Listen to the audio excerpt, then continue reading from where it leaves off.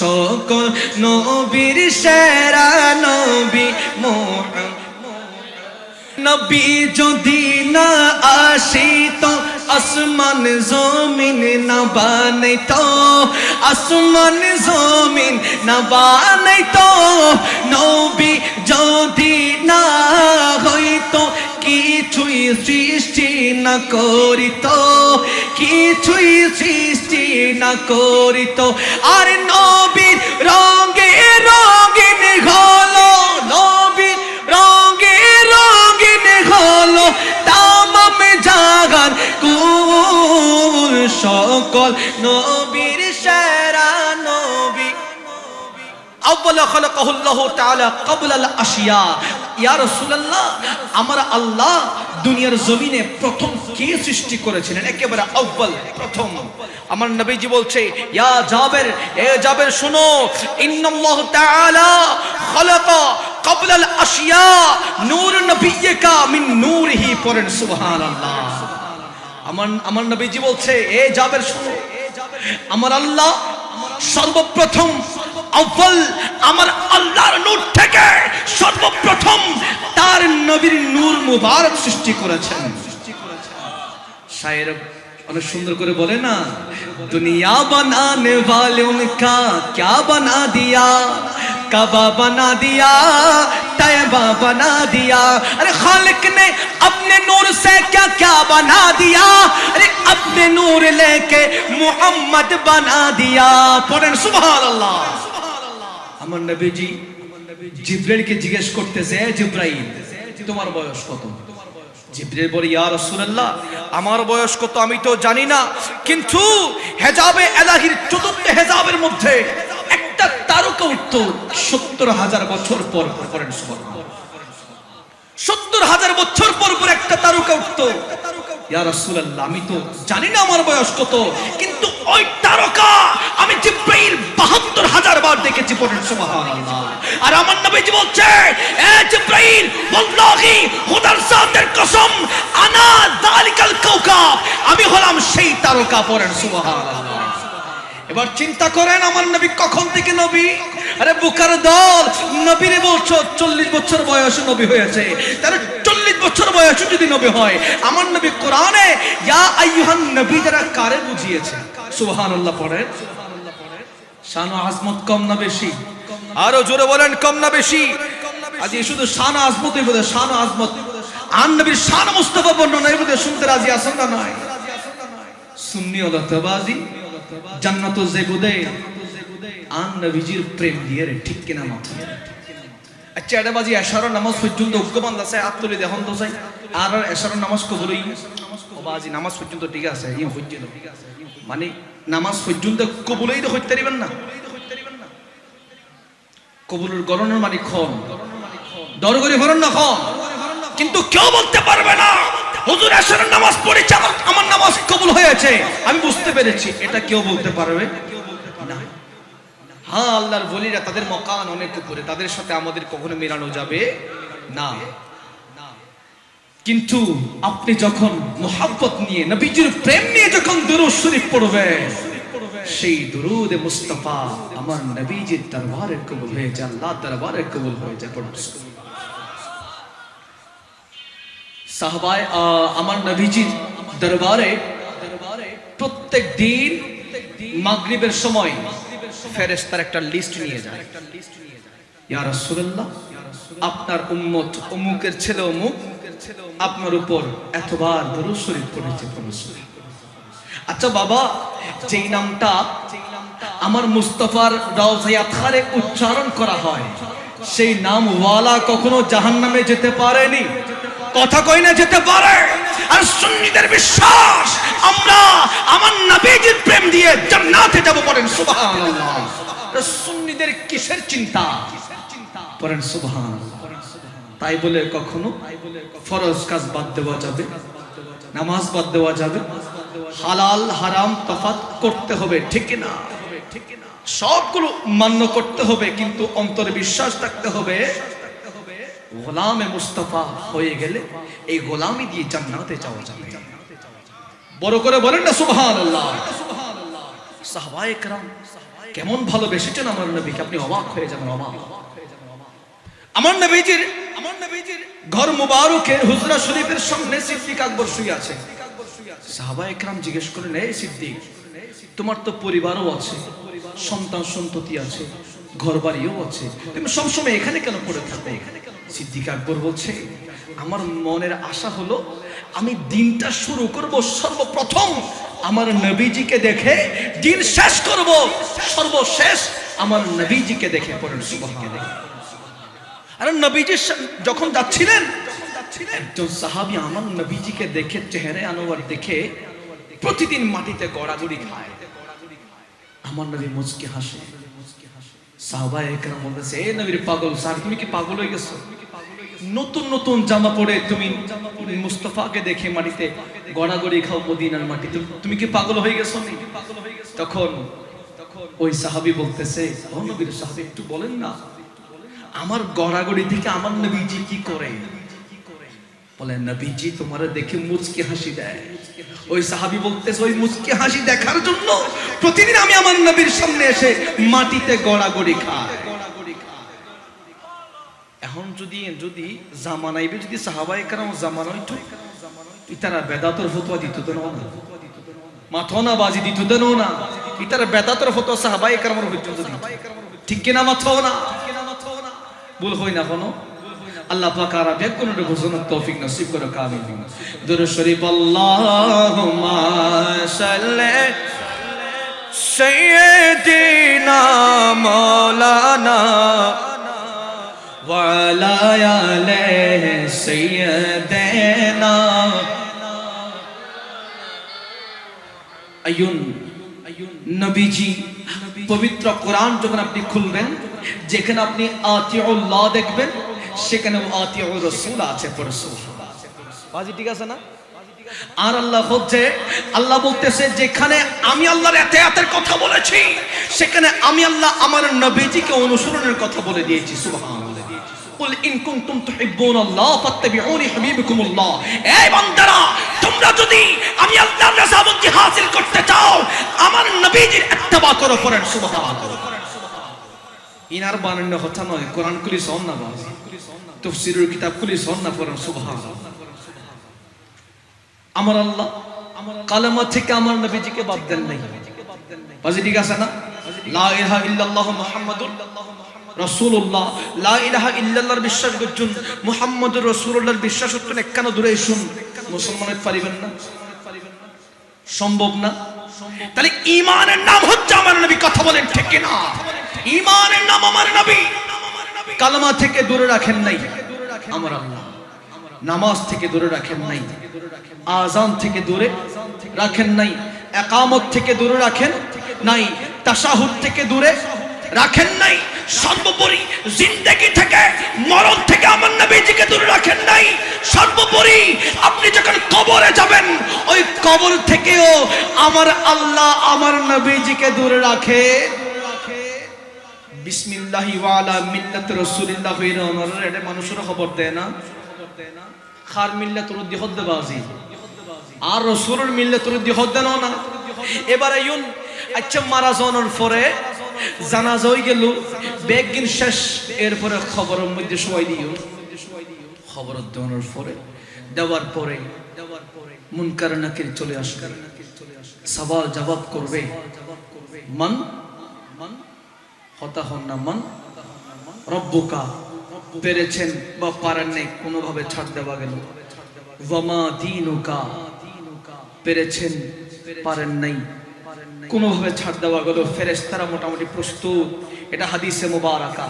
ফেরেশতারা বলবে, এই বান্দা দেখো, উনজুর ইলা মাকআদিকা উনজুর ইলা মাকআদিকা মিনান নার, তোমার জায়গা আমার আল্লাহ জাহান্নামে করে দিয়েছে। প্রশ্ন কয়টা? এখনো পর্যন্ত কয়টা বাবা?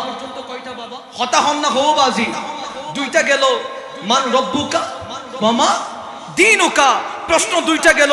এখনো পর্যন্ত তিন নম্বর প্রশ্ন হয় নাই। তিন নম্বর যখন আসবে, মা কুনতা তাকুলু ফি হাক্কি হাযার রাজুল, এইভাবে বলে ফেরেশতারা যখন আমার নবীজিকে দেখিয়ে দেবে, যখন বান্দা যখন আমার নবীজিকে চিনবে না, তখন ফেরেশতারা একেবারে শিওর হয়ে যাবে, এই বান্দা উনজুর ইলা মাকাদিকা ফিল মিনান নার, যাও যাও জাহান্নামে চলে যাও। তখন ঠিকানা হয়ে যাবে কোথায়? তলিম মান রব্বুকা ফাজ্জুন নফারন হনভাবে সাথ দিয়া গি, ওমা দিনুকা ফাজ্জুন নফারন হনভাবে সাথ দিয়া গি, যে তার রাসূলুল্লাহ নসিনন একেবারে সার্টিফিকেট জাহান্নামের সার্টিফিকেট। আর আল্লাহ অনরাত মধ্যে ফেরেশতাদের মাধ্যমে ধরাই দিই, ঠিক কিনা মাথা যেতে না যেতে তিন নম্বর প্রশ্ন বেজতে ফারি যাবেন গুই যেতে। আর যখন আপনি বলবেন এই ফেরেশতা, যারা গোলামে মুস্তাফা তারা বলবে, এই ফেরেশতা ইনি তো আমার নবী, ইনি তো আমার নবী, যে নবীকে ভালোবাসতে গিয়ে মানুষ আমারে মাজার পূজারি বলেছে, যে নবীরে ভালোবাসতে গিয়ে মানুষ আমারে গালমন্দ করেছে, যে নবীকে ভালোবাসতে গিয়ে মানুষ আমারে বেদাতি বলেছে, ইনি তো সেই নবী, যে নবীরে ভালোবাসার কারণে, যে নবীকে ভালোবাসতে গিয়ে নিজের জান কুরবান করতে কখনো পরোয়া করেনি। পড়েন সুবহানাল্লাহ। এরপরে ফেরেশতারা বলবে, এই ফেরেশতারা বলবে, এই বান্দা শুনো, আহা এই বান্দা শুনো, আবদালাকাল্লাহ, আমার আল্লাহ পরিবর্তন করে দিয়েছেন, আবদালাকাল্লাহ বিহি মাকআদি মিনাল জান্নাহ।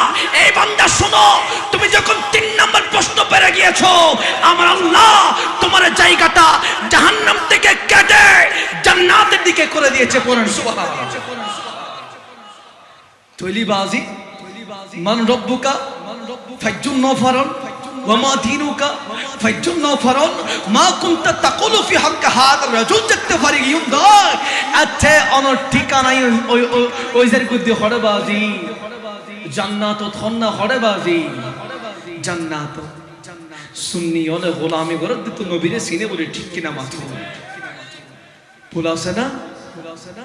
আর আলা হযরত আজিমুল বরকত रहनुमाए शरीयत परवानाए शम्मे रिसालत इमामुल कलाम कलामुल इमाम बरलिर कलंदर अहमद रजा हाफिज बेरलवी রাদিয়াল্লাহু তাআলা আনহু, তিনি হঠাৎ করে কবর নিয়ে চিন্তিত হয়ে গেলেন। এই আহমদ রাজা, তোমার কাছে তো মুনকার নাকির আসবে, তোমার কাছে তো মুনকার নাকির আসবে, তোমারও সওয়াল করবে, মান রব্বুকা ওয়া মা দীনুকা মা কুনতা তাকুলু ফি হাক্কি হাযার রাজুল।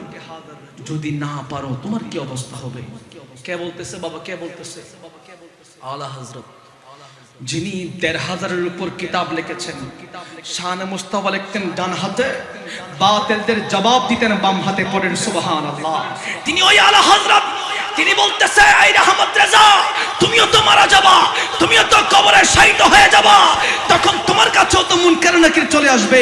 প্রশ্ন যদি করে তুমি যদি না পারো তোমার অবস্থা কেমন হবে? এভাবে চিন্তা করতে করতে আবার নিজের সান্ত্বনা দিচ্ছে, এই আহমদ রেজা, আরে তুমি তো গোলামে মুস্তাফা, গোলামে মুস্তাফার কখনো দুনিয়া আখিরাতে কোনো চিন্তা থাকতে পারে না। পড়েন সুবহানাল্লাহ।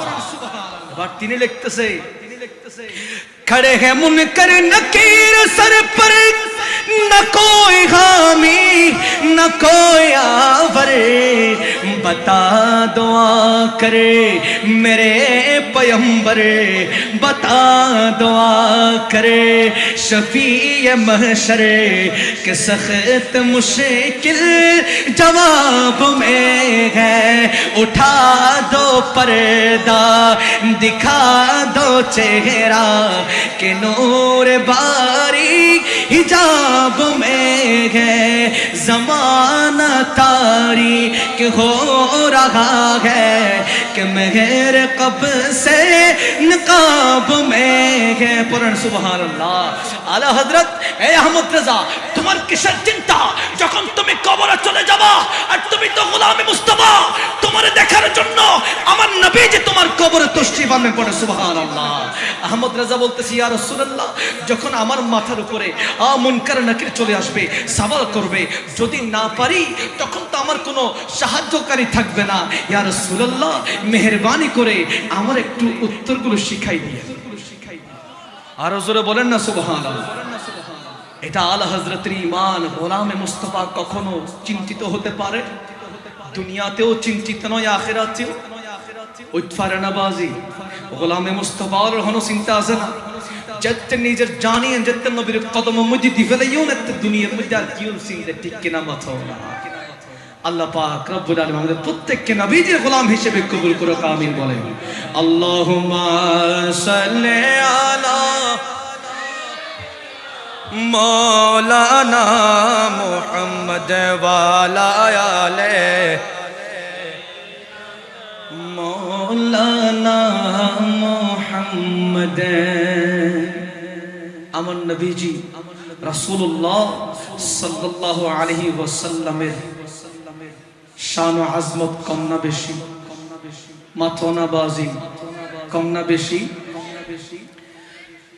আপনি যদি দেখেন আল্লাহ পাক রব্বুল আলামিন পবিত্র কোরআনের মধ্যে অনেক নবী রাসূলের নাম উল্লেখ করেছেন অনেক নবী রাসূল আছে আপনি যদি সুলাইমান আলাইহিস সালামের জীবনে যদি আপনি অধ্যয়ন করেন আমার আল্লাহ পাক রব্বুল আলামিন সুলাইমান আলাইহিস সালামকে এমন শক্তি দিয়েছেন এমন পাওয়ার দিয়েছেন যিনি পিঁপড়ার পর্যন্ত রাজা ছিলেন পিঁপড়াও যেতে সমস্যা পড়ে যায় দেখো ঝামেলা কই তুই তার পর্যন্ত বিচারে করতে পারেন সুবহানাল্লাহ সুলাইমান আলাইহিস সালামকে আমার আল্লাহ পুরা পৃথিবীর রাজত্ব দিয়েছিলেন আপনি যদি ঈসা রুহুল্লাহকে দেখেন ঈসা রুহুল্লাহ আলাইহিস সালাম তিনি এমন একজন নবী ছিলেন যিনি লাঠির মাধ্যমে মরা মানুষকে জিন্দা করতে পারতেন হযরত দাউদ আলাইহিস সালামকে আমার আল্লাহ এত সুন্দর একটা কণ্ঠ দিয়েছেন তিনি যখন তার কিতাব যখন তার উপরে যে কিতাব নাজিল হয়েছে যখন তিনি তেলাওয়াত করতেন সমুদ্রের মাছ পর্যন্ত পারে চলে আসতো বন জঙ্গলার হিংস্র পশু পর্যন্ত দাউদ আলাইহিস সালামের আশেপাশে ঘুরঘুর করতে শুধুমাত্র তেলাওয়াত শোনার জন্য পড়েন সুবহানাল্লাহ এত শানদার ছিল এবার আপনি জিজ্ঞেস করতে পারেন হুজুর আমাদের নবী শ্রেষ্ঠ নবী হুজুর একটু প্রমাণ দেন আরে আমার নবী ওই নবী যিনি জবান দিয়ে বের করলে মুআজিজা হয়ে যায় যিনি চোখ দিয়ে ইশারা করলে মুআজিজা হয়ে যায় যিনি মন থেকে চাইলে মুআজিজা হয়ে যায় পড়েন সুবহানাল্লাহ উনিবেন না কেন মনত্তম শুধুমাত্র সাইদে কেবলাইয়েন একখানা বাইতুল মুকাদ্দাসাতুম বাইতুল্লাহ দিকে যাকই দুই রাকাত পড়ি আর দুই রাকাত নাও পড়ে এখনো আর আল্লাহ জিবরিল আমিনরে ফাটাই দি এ জিবরাইল আর বন্ধু সাইদে কিবলাইয়েন কাবার থেকে ওই যাকই দুই রাকাত তো বাইতুল মুকাদ্দাসের মিকা সাইরে পড়ি আর দুই রাকাত একটা ফিরি ফরনত্তর হান্নাই বাকি দুই রাকাত আর রাসূলুল্লাহ খ বাইতুল্লাহর দিকে ফিরে ফরিবাল্লাহ ফরন সুবহানাল্লাহ আলাইয়ুন আন নবীর কাছে আবু জাহেল এসে ফিসি দিয়ে একবার পাথর লই আয়েন আন নবীর পরীক্ষা করে এই ভাতিজা সে তুই যদি নবী হইতা হোসাই হতো স্যার আর তোমার দিক কি আছে আন নবী হতে চাচা আমি বলবো নাকি আপনার হাতে যেটা আছে সেটা বলবে সাথে সাথে পাথর কথা বলতে শুরু করে দেয় আমার নবীজির উপর কালমা পড়তে শুরু করে দেয় পড়েন সুবহানাল্লাহ একদিন আমার নবীজি এভাবে বসে আছে শুয়ে আছেন মাওলা আলী শেরে হুদার কোলে আসরের ওয়াক্ত থেকে সূর্য তো ডুবে মাগরিবের ওয়াক্ত হয়ে গেল মাওলা আলী মন খারাপ হালকা কান্না করতেছে আমার নবীজি বলছে আলী তোমার কোলে দু জাহানের বাদশা ঘুমায় তোমার কিসের কষ্ট কান্না করছো কেন মাওলা আলী কয় ইয়া রাসূলুল্লাহ আপনি ঘুমাচ্ছিলেন আমি আপনাকে ডাকে নিয়ে বেয়াদবি হবে বলি ইয়া রাসূলুল্লাহ আসরের ওয়াক্তটা চলে গেল তখন আমার নবীজি বলছে আলী এখন কি করলে তুমি খুশি হবা কি করলে তোমার মন ভালো হবে ইয়া রাসূলুল্লাহ আসরের নামাজটা যদি একেবারে জামাত সহকারে পড়তে পারতাম আমার নবীজি আল্লাহি খোদার জাতের কসম সূর্যকে ইশারা করেছে ডুবন্ত সূর্য উঠে আবার আসরের ওয়াক্তে চলে এসেছে আর জোরে বলেন সুবহানাল্লাহ কাফেররা এসেছে এই আরবের নবী তুমি যদি মুসলমান হয় তুমি যদি নবী হয়ে থাকো চন্দ্র দ্বিখণ্ডিত করো আমার নবীজি জবানে কিছু বলেন না ইশারা করেছে সুবহানাল্লাহ ঈসা আলাইহিস সালামের একদল উম্মত আমার নবীজির কাছে এসেছে আসতেছে আমার নবীজির হাতে ইসলাম ধর্ম গ্রহণ করবে মাঝখানে আবু জাহেল আটকায় ফেললেন জিজ্ঞেস করলেন এই আল্লাহর বান্দারা তোমরা কোথায় যাচ্ছ তোমাদের পরিচয় দাও বলে আমরা হলাম ঈসা রুহুল্লাহর উম্মত আমরা আখিরে জামানা নবীর হাতে ইসলাম ধর্ম গ্রহণ করার জন্য আসতেছি, আমরা তার হাতে ইসলাম ধর্ম গ্রহণ করব। আবু জাহেল একটু মুস্কি হাসি দিলেন, বলে তোমরা কি আর মানুষ পাও নাই? পরে নাউযুবিল্লাহ, বলে ও তো ভণ্ড, ও তো সত্য নবী নয়। বলে না, আমরা তো শুনেছি। বলে ঠিক আছে, তোমরা যদি এত আগ্রহ থাকে তার একটু পরীক্ষা করবা, মরা মানুষ জিন্দা করতে পারে কিনা একটু করে দেখবা। পড়েন সুবহানাল্লাহ। এবার তারা আসতেন আমার নবীজির দরবারে, বলে ও আরবের নবী আব্দুল্লাহর ছেলে মুহাম্মদ, ইয়া রাসূলুল্লাহ, আমরা সবাই ঈসা রুহুল্লাহর উম্মত, আপনার হাতে ইসলাম ধর্ম গ্রহণ করার জন্য আসলাম, একটু করে। এই ঘটনা এটা হচ্ছে বাহাজাতুল আসরারের মধ্যে আছে, বাহাজাতুল আসরারের মধ্যে ঘটনাটা আছে। এরপরে আমার নবীজি ঘটনাটা এসেছে মূলত আমাদের পীরানে পীর দস্তগীর মেহবুব সুবহানি কুতুব রব্বানি পীর মীর আব্দুল কাদের জিলানী মরা মানুষকে জিন্দা করছে। এই মূলত শান ও আজমত এইটা বলতে গিয়ে তিনি মূলত ওই যে আমার নবী যে মরা মানুষকে জিন্দা করেছেন সেই ঘটনা নিয়ে এসেছেন। বলেন সুবহানাল্লাহ। বলতেছে আমরা আপনাকে নবী হিসেবে মানব, আপনার হাতে ইসলাম ধর্ম গ্রহণ করব, শর্ত একটাই, আপনি মরা মানুষকে জিন্দা করে দেখাচ্ছেন। বলে ঠিক আছে, আমারে নিয়ে যাও। কোথায় নিয়ে যাব? একটা পুরাতন কবরস্থানের সামনে গেলেন। আমার নবীজি যাই শুধুমাত্র ইশারা করে, মরা মানুষ জিন্দা হয়ে যায়। সর্বপ্রথম আমার নবীজি ওই মানুষকে বলতেছে, এই আল্লাহর বান্দা, প্রথমত বলো আমি সত্য নবী কিনা। তখন ওই মরা মানুষ যে জিন্দা হয়েছে সে বলতেছে, ওয়াল্লাহি, খোদার জাতের কসম, আপনি শেষ নবী, আপনি শ্রেষ্ঠ নবী, আপনি আল্লাহর নবী। পড়েন সুবহানাল্লাহ। পরে আপনি নবী, আপনি হক নবী। এরপরে দেখা যাচ্ছে ওই বান্দার দুই হাতে দুইটা করতাল আগুনের। জিজ্ঞেস করা হলো, তোমার হাত, তোমার এই অবস্থা কেন? তখন তিনি বললেন, আমি হলাম পর্দা করার পর আমার ইন্তেকাল হয়েছে, এরপরে আমি করতাল বাজিয়ে জীবিকা নির্বাহ করতাম। আমি যখন মারা গেলাম, মারা যাওয়ার পরে আমার উপর শাস্তি শুরু হয়ে গেল। আমার আল্লাহ আমার দুই হাতে এই আগুনের করতাল ধরে দিয়েছে। তখন ওই বান্দা বলতেছে, ইয়া রাসূলুল্লাহ, আপনি তো শেষ নবী, আপনি শ্রেষ্ঠ নবী, আপনি আখিরে জামানার নবী, আপনি নবীদেরও নবী, আপনি রাসূলদেরও রাসূল। ইয়া রাসূলুল্লাহ, বড় ইচ্ছা ছিল আপনার উম্মত হব, একটু কালমাটা পড়াই দেন না। আমার নবী ওই বান্দারে কালমা পড়াই দিলেন। ওয়াল্লাহি, খোদার জাতের কসম, ওই বান্দা আমার নবীজির উপর কালমা পড়ার কারণে সাথে সাথে আমার আল্লাহ ওই বান্দার আযাব মাফ করে জান্নাতি বানিয়ে দিয়েছেন। পড়ুন সুবহানাল্লাহ। শান ও আজমত কম না বেশি? মাথোনা বাজি হম না বেশি? জাহান্নামে তো জান্নাত ও সার্টিফিকেট ফাইদে শুধুমাত্র কালমা শরীফের হারণ, ঠিক কিনা? মাথোনা। আর নবীজির উম্মত বিশ্বাস আছে না নাই? নবীজির গোলাম বিশ্বাস আছে না নাই? কালমা শরীফের প্রতি 100% বিশ্বাস আছে না নাই? 100% উত্তর যদি 0.1% যদি কম থাকে তাহলে পূর্ণাঙ্গ ঈমানদার নন। কারণ আন নবী হদ্দে আনাস বিন মালিক রাদিয়াল্লাহু তাআলা আনহু বর্ণনা করতে হাদিসে, লা ইউমিনু আহাদুকুম হাত্তা আকুনা আহাব্বা ইলাইহি মিন ওয়ালিদিহি ওয়া ওয়ালাদিহি ওয়ান নাসি আজমাইন। এই বান্দা, উনি রাখো, তুই তোমার বউ, বাচ্চা, ব্যবসা, ধন সম্পদ ব্যক্তিত্ব যতক্ষণ পর্যন্ত আয় নবীরে ভালোবাসি না পারিবে, এতক্ষণ পর্যন্ত তুই ঈমানদার হন না। নবীজির দরবারে সাহাবী আসেন, ইয়া রাসূলুল্লাহ, আমি আপনাকে আমার জানের চাইতে, আমার জান বাদে বাকি সবগুলো চাইতে বেশি ভালোবাসি। আমার নবীজি বলছে, সাহাবী, তুমি এখনো তো ঈমানদার হতে পারো নাই। এরপর সাহাবী বলছে, ইয়া রাসূলুল্লাহ, আমি আমার জানের চাইতে বেশি আপনাকে ভালোবাসি। তখন আমার নবীজি বলছে, সাহাবী, তুমি এখন ঈমানদার। পড়েন সুবহানাল্লাহ।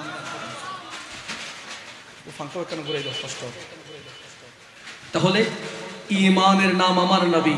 বিশ্বাসের মধ্যে যদি ঘাবলা থাকে ঈমানদার হতে পারে পাঁচজন না।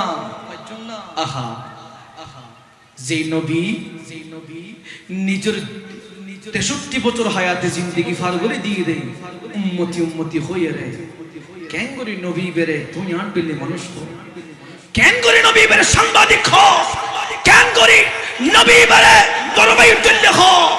যেগুলো হইতে পারে এগুলো কোনোদিন মুসলমান হইতে পারে না। মাথো না বাজি। সাংবাদিক বহুত সময়ের মধ্যে মিথ্যা নিউজ গড়ে আসে না নাই? মাথো না বাজি। ও তাইরি সাফে একখান ওয়াজ বুঝছি এর মধ্যে যখন একখান টপিক লে ওয়াজ বুঝি হেডলাইনের মধ্যে আগিয়ে দে শিরিক করলেন তাহেরি এই ধরনের হেডলাইন, অথবা মনে করুন এটা ই মধ্যে আশেপাশে এখন তো প্রায় জায়গার মধ্যে মারামারি হতা মারামারি হতা দুই হতা হইবার আগে ফকরতুন মাম্মামি কেক কাম বাড়ি করে ফেলা ঠিক কেনা মাথো ফকর লইলে গুরুত্ব আছে না নাই তৈলি মনে করেন একখানা সহ্য হইতে হতা খাটাখাটি দেরি সাংবাদিকে হেডলাইন করতে বন্ধু বন্ধু কথা কাটাকাটি করতে গিয়ে একজন আরেকজনকে করে ফেললেন খুন, আছে না নাই? তাহলে মিথ্যা নিউজ করতে প্রমাণ আছে না নাই? আচ্ছা আন নবী তো ওই নবী কোনদিন মিথ্যা কথা কইতে পারে না, কথা হন না কইতে পারে না। আর আমার নবী তো ওই নবী যিনি আমার আল্লাহ যেইভাবে যেটা বলেছেন সেটা দুনিয়ার জমিনে বলে দিয়েছেন। আমার নবীজি কখনো মিথ্যা বলতে পারে? নবীজিকে বলতে বলতে কোথায় নামাই ফেললা। যারা এমন বলে কখনো মুসলমান হতে পারে? আল্লাহ পাক প্রত্যেককে বোঝার তৌফিক নসিব করুক, আমিন। দরুদ শরীফ পড়েন, আল্লাহুম্মা সাল্লি মাওলানা মুহাম্মদ ওয়া আলা আলি মাওলানা মুহাম্মদ। নবী তো ওই নবী যেই নবীর কদমের ধুলি কণা পাওয়ার জন্য আরশে আজিম পর্যন্ত অপেক্ষায় থাকে। পড়েন না সুবহানাল্লাহ। নবীজি মেরাজে গেলেন, নালেন শরীফ নালেন মোবারক কদমের মধ্যে আছেন, খুলবেন আমার আল্লাহ বলি ইয়া রাসূলুল্লাহ। নালেন শরীফ জুতো মুবারক খুলিয়েন না, আরশে আজিম অপেক্ষায় আছে আপনার কদমের ধুলি নেওয়ার জন্য। আরো জোরে বলেন না সুবহানাল্লাহ। আমার নবীজি উহুদ পাহাড়ে উঠলেন। উহুদ পাহাড়ে ওঠার সাথে সাথে উহুদ পাহাড় নাচানাচি শুরু করে দিল। আমার নবীজির সাথে ফারুক আজম আছেন, ওসমান জিন নূরাইন আছেন, দুইজন আমার নবীজির এটা হাদিসে মুবারাকা আনাস ইবনে মালিক রাদিয়াল্লাহু তাআলা আনহু আন নবী সাল্লাল্লাহু আলাইহি ওয়াসাল্লাম সাইদা উহুদান, আমার নবী উহুদের ময়দানে ও উহুদের পাহাড়ে গমন করলেন। ওয়া আবু বকর ওয়া উমর ওয়া উসমান আবু বকর উসমান ওমর তিনজন আছে এবং ফারাজাফা বিহিম, পাহাড় নাচতে লাগলো। আমার নবীজি বলছে, এই পাহাড় থামো, তুমি কি জানো নি তোমার উপর কে আছে? তোমার উপরে নবীজি আছে, দয়ার নবী আছে, ওয়া সিদ্দিক আছে, ওয়া শহীদাইন, দুইজন শহীদ আছে। পড়েন সুবহানাল্লাহ। আচ্ছা উহুদের পাহাড় আন নবীর কদম পাইয়ে খুশি হই আর নবীর উম্মত ফজিদি খুশি না বেজা, মাথা না বাজি খুশি না বেজা। আখা এবার শান ও আজমত করলে হইতে পারেননি। কিয়ামতের ময়দানের মধ্যে, কিয়ামতের মাঠে প্রত্যেকে অপেক্ষা করবে। আচ্ছা মনে করেন আজকের মাহফিলের সম্মানিত প্রধান মেহমান, প্রধান ফকি জামি আহমদিয়া সুন্নিয়া কামিল মাদ্রাসার প্রধান ফকি হযরতুল আল্লামা মুফতি আবুল হাসান মুহাম্মদ উমাইর রাদবি হুজুর আসবেন, এই জন্য অনেক বাবারা অপেক্ষা করে আছেন, ঘরের মধ্যে বসে আছেন কখন উমাইর হুজুর আসবেন, তিনারা মাহফিলে আসবেন। কারণ উনি আজকের মাহফিলের প্রধান মেহমান এবং উনি মুহাক্কিক আলেম। পড়েন সুবহানাল্লাহ। এটা আমার নবীর সাথে তুলনা দেওয়ার জন্য নয়, বোঝানোর জন্য বলছি। কিয়ামতের ময়দানের মধ্যে আমার আল্লাহ পাক রব্বুল আলামিন পবিত্র কোরআনের মধ্যে ইরশাদ করছেন, আসা আইয়াবা আসাকা রব্বুকা মাকাম মাহমুদা, আমার আল্লাহ আমার নবীজিকে মাকামে মাহমুদ দান করবেন। সেটা কোথায়? কিয়ামতের ময়দানে। পড়েন সুবহানাল্লাহ। এই মাকামে মাহমুদ কোন মুফাসসির বলেছেন একটা সম্মানের জায়গা, আবার কেউ বলেছেন একটা সম্মানের চেয়ার। পড়েন সুবহানাল্লাহ। বাজি মনোযোগ আছে না? অনুরোধ।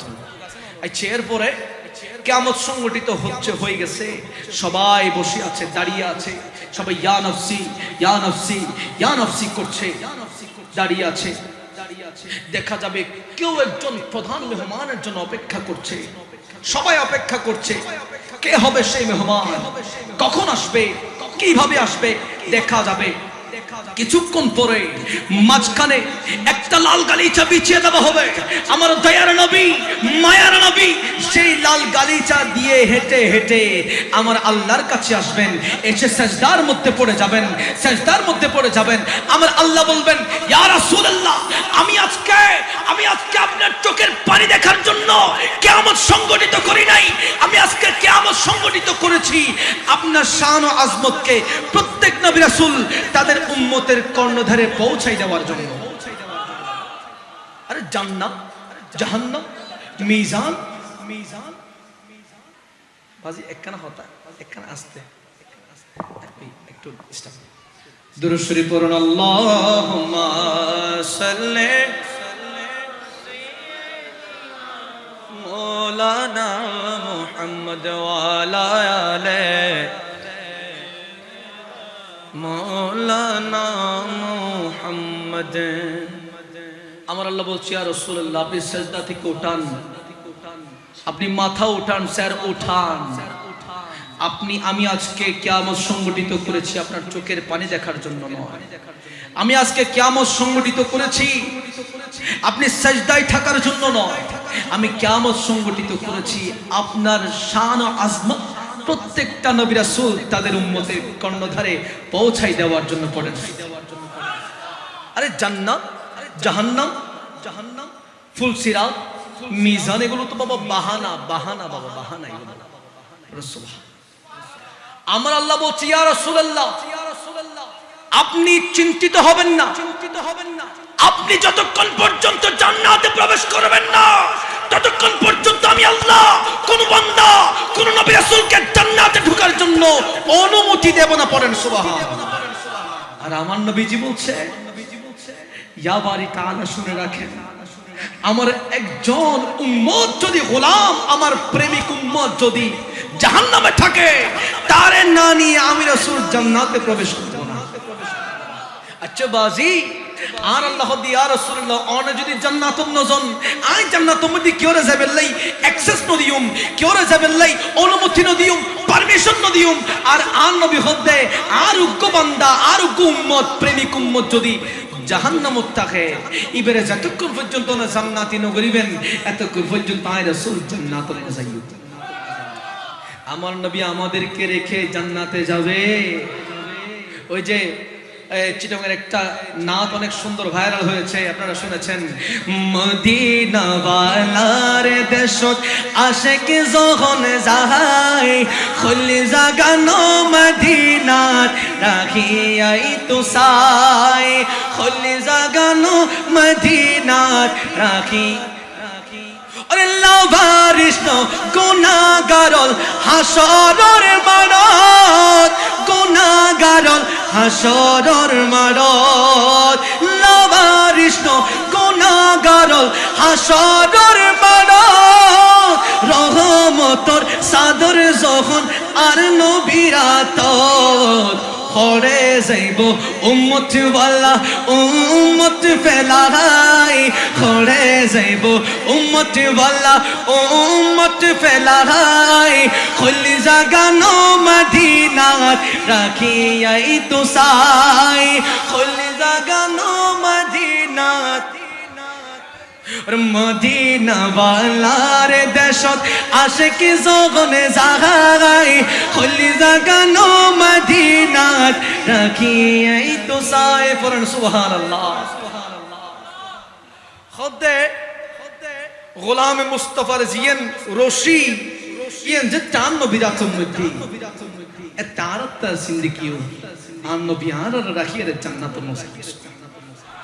হঠাৎ আসিলাম আর নবী কিয়ামতের ময়দানের মধ্যে প্রবেশ করে, ময়দানে মেহশরের মধ্যে আমার নবী প্রবেশ করতেছে, করতে করতে দেখা যাবে আমার নবী ওই কিয়ামতের ময়দানে, ময়দানে মেহশরে কদম রাখবেন, সবাই অবাক হয়ে যাবে, এত সুন্দর, এত নূরানি, এত নূরানি কেমনে হতে পারে? আমার নবীর জুলফ মুবারক নেড়ে নেড়ে যখন আসবেন, আশিক বলতেছে কিয়ামতের ময়দানে আরো একটা ভালোবাসার কিয়ামত হয়ে যাবে। আশিক বলতেছে, আরে হাসরে কা দিন বিয়া জব দেখে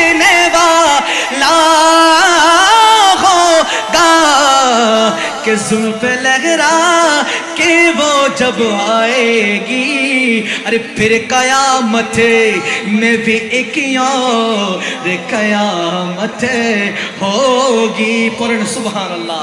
আশিক বলতেছে, আরে শুনে রাখো, যখন আমার নবী ময়দানে মেহশরে প্রবেশ করবে, কিয়ামতের ভেতরে আমার নবী যখন জুলফ মুবারক নাড়বেন, এত সুন্দর লাগবে, এত মায়া লাগবে, এত সুন্দর লাগবে। আমার নবীর সৌন্দর্য দেখে কিয়ামতের ভেতরে আরো একটা ভালোবাসার কিয়ামত হয়ে যাবে। আরো জোরে বলেন সুবহানাল্লাহ। এত শানদার ওয়াক আমার নবী। আহা, উরওয়া বিন মাসউদ নবীজির সাহাবী। হুদাইবিয়া সন্ধির, বাবা খেয়াল করবেন, হুদাইবিয়া সন্ধির সময় আমার নবীজির সাহাবী উরওয়া বিন মাসউদ, তিনি আমার নবী, আমার হুদাইবিয়া সন্ধির সময় তিনি তখন কাফেরদের, কুরাইশবাসীদের প্রতিনিধি হয়ে প্রবেশ করলেন। তিনি কাফেরদের প্রতিনিধি হয়ে নবীজির দরবারে আসতেছে। হুদাইবিয়া সন্ধির সময় দুই পক্ষের একটা সন্ধি হয়েছিল। বাজি খেয়াল করবেন, তাওয়াজ্জুহ। দুই পক্ষের একটা সন্ধি হয়েছিল, কুরাইশদের মাঝে এবং আমার মুসলমানদের মাঝে। তো উরওয়া বিন মাসউদ তিনি তখন ইসলাম ধর্ম গ্রহণ করেন নাই। তিনি এবার এটা হাদিসে মুবারাকা, তিনি এবার আমার নবীজির দরবারে আসতেছে, দূর থেকে দেখতেছে আমার নবীজিকে সাহাবায়ে কেরাম এইভাবে ঘেরাও করে আছে। কিরে কি হলো? তিনি একটু করে হালকা ফাঁক হয় না মাঝে মধ্যে, দেখা যাচ্ছে আমার নবীজি যখন উযু করতেছে, উযুর পানিগুলো সাহাবায়ে কেরাম মদিনার জমিনে পড়তে দেয় না, তারা দুহাত দিয়ে সেই পানিগুলো সংগ্রহ করে।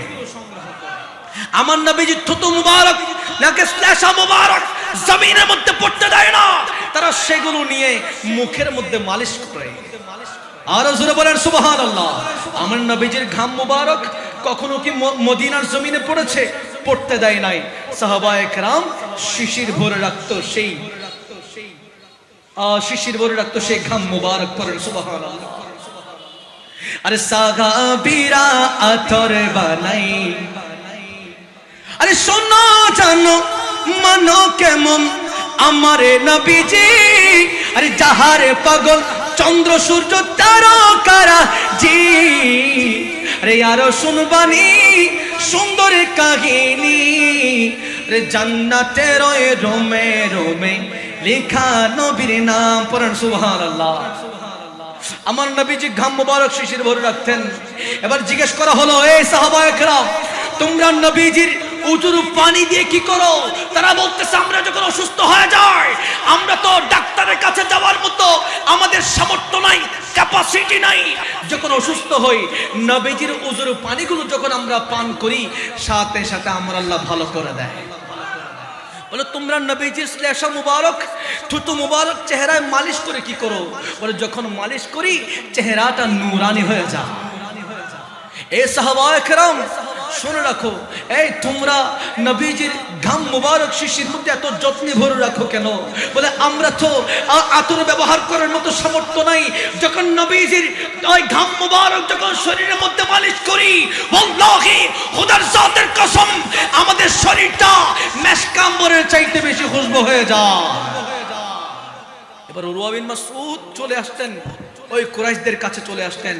এ কুরাইশবাসীরা, ওয়াল্লাহি খোদার জাতের কসম আমি নাজ্জাসির দরবারে গিয়েছি, বাদশা কাইসারের দরবারে গিয়েছি, কিসরার দরবারে গিয়েছি।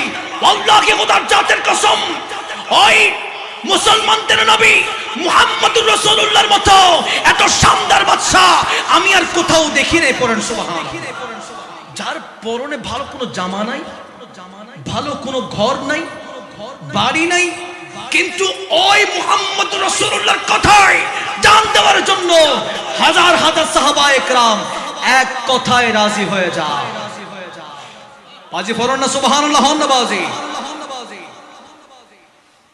বদরের যুদ্ধ মনে আছে না?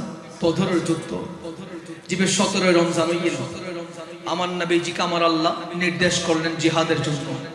আমার নবীজি সাহাবায়ে কেরাম সবাইকে বললেন, সাহাবারা যুদ্ধে যেতে হবে, মুখে রোজা, রোজা তাহিয়ারে বাড়ি হলো হাম গরম যায় না, যুদ্ধ তো বদরের কথা বাড়ি হনা হামগরণ জানা ভাই সাহাবায়ে কেরাম 313 জন সাহাবী ইয়া রাসূলুল্লাহ আপনি যেমন করে বলেন আপনি যদি বলেন জান কুরবান করতে প্রস্তুত সাহাবায়ে কেরাম প্রস্তুত 313 জন মুনাফিকরা আমার সাহাবায়ে কেরামদের কাছে এসে বলতেছে এই সাহাবীরা তোমাদের নবী তো একজন স্বার্থবাজ পড়েন নাউযুবিল্লাহ বলে যেই নবী তোমরা রোজা থাকা অবস্থায় তোমাদেরকে মৃত্যুর মুখে ঠেলে দেয় তিনি কখনো তোমাদের কল্যাণ কামনা করতে পারে সাহাবায়ে কেরাম বলতেছে এই মুনাফিক চলে যাও যেই নবীর জন্য জান পেয়েছি ঈমান পেয়েছি সম্মান পেয়েছি সেই নবীর কদমে নিজের জানটা কুরবান করে দিতে চায় মুখে রোজা রোজা অবস্থায় শহীদ এটা তো আরো সুন্দর আরো মর্যাদার বিষয় পড়েন সুবহানাল্লাহ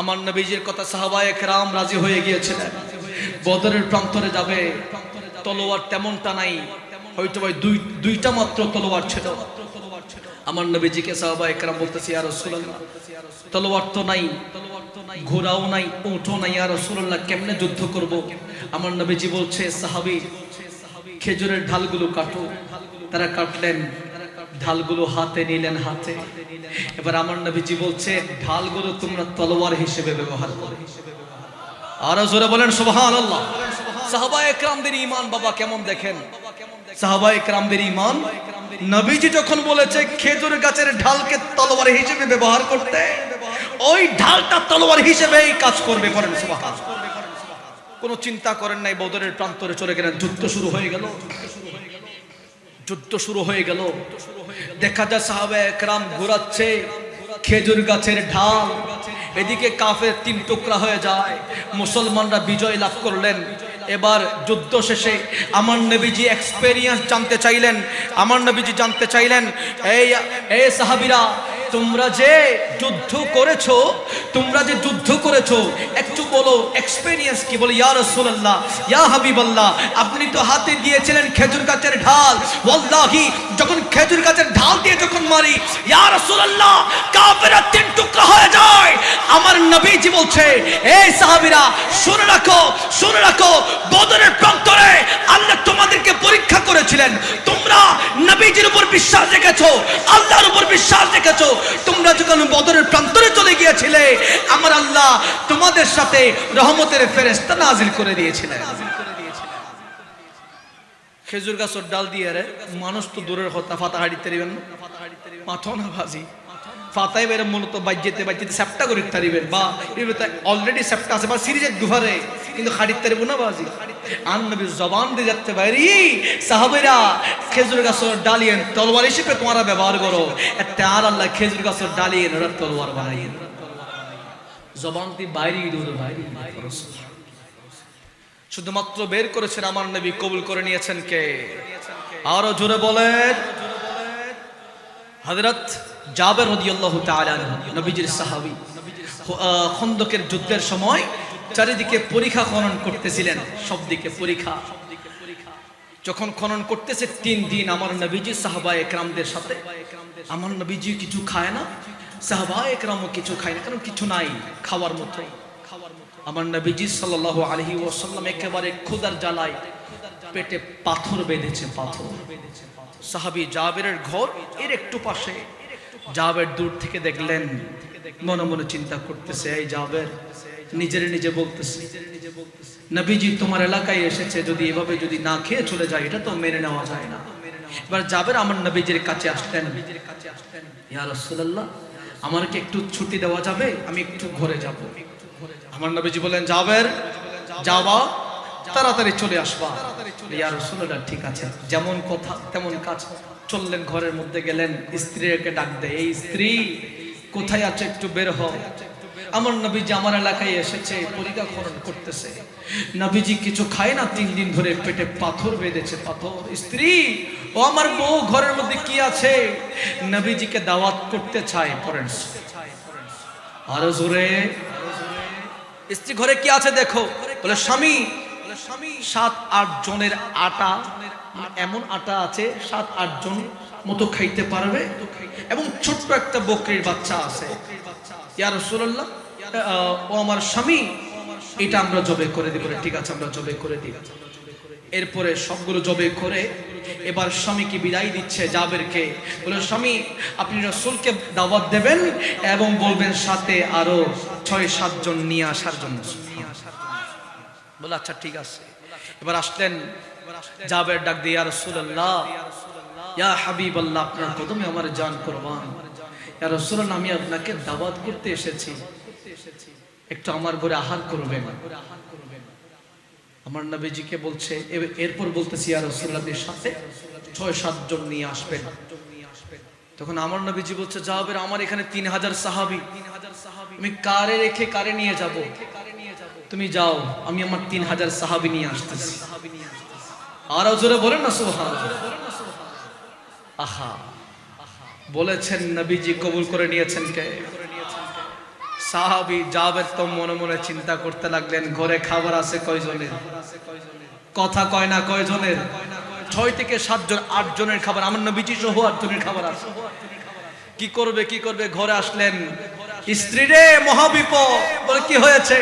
বলে দাওয়াত দিলাম রাসূলকে, আমার নবীজিকে দাওয়াত দিলাম, সাথে ৭ জন আনার জন্য বললাম। ও স্ত্রী, নবীজি বলছে নবীজি ৩০০০ সাহাবী নিয়ে আসতেছে। জাবেরের স্ত্রী বলতেছে, ও স্বামী যখন নবীজি বলেছে হিকমত আছে, হিকমত আছে। ও আমার স্বামী, আপনার চিন্তা করতে হবে না, জবান যখন নবীজির জবান দিয়ে যখন বের হয়েছে, চিন্তা করতে হবে না, চিন্তা করতে হবে না। আসেন আমরা একটু খাবার দাবার রেডি করি পরে। এরপর উঠানে দস্তরখানা বিছাইলেন, আমার নবীজি আসলেন। রাওয়ায়াতে আসতেছে আমার নবীজি ওই যে গোশতের ডেক্সির মধ্যে থুতু মুবারক দিলেন, রুটির পাতিলের মধ্যে থুতু মুবারক দিলেন। পরে সুবহানাল্লাহ শর্ত দিলেন একটা, জাবের পুরো ডেক্সিটা পুরো খোলা যাবে না, 3 ভাগের 1 ভাগ খুলবা। সুবহানাল্লাহ, এটা এখনো আছে, ঠিক আছে না বাজি?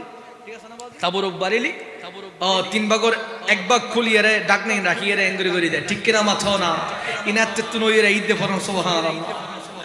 এরপরে আমার নবীজি বলতেছে জাবের ডেক্সির ভেতরে তাকানো যাবে না, তোমার কাজ শুধুমাত্র তুমি কি করবা? সার্ভ করবা, বন্টন করবা। করতে করতে ৩০০০ সাহাবী খেয়ে ফেললো। আমার নবীজি বলতেছে, এই জাবের আর কোন সাহাবী বাকি আছে কিনা দেখো। পরে ইয়া রাসূলুল্লাহ, আমি আপনি আমার স্ত্রী ছাড়া আর কেউ বাকি নাই। এরপর আমার নবীজি বলতেছে জাবের ডেক্সিটা খোলো, কতটুকু আছে দেখো। জাবের বলতেছে ইয়া রাসূলুল্লাহ, খোদার জাতের কসম, যতটুকু রান্না করেছিলাম এখনো ততটুকু আছে। পড়েন সুবহানাল্লাহ। জাবের রুটি কয়টা আছে দেখো। ইয়া রাসূলুল্লাহ, যতটা বানাইছি ততটা এখনো পর্যন্ত আছে। এটাই আমার নবী, শান মান কম না বেশি? আল্লাহ পাক রব্বুল আলামিন আমার নবীজির শান ও আজমতের, আমার নবীজির ভালোবাসার উপর আমাদের মরণ যেন হয়, সেই তৌফিক নসিব করো আমিন বলেন। আমার আর এখানে থাকা সম্ভব হচ্ছে না, অলরেডি ফোনের উপর ফোন দিচ্ছে। আমার আরেকটা জায়গায় ওয়াদা দিয়েছি চলে যাওয়ার জন্য,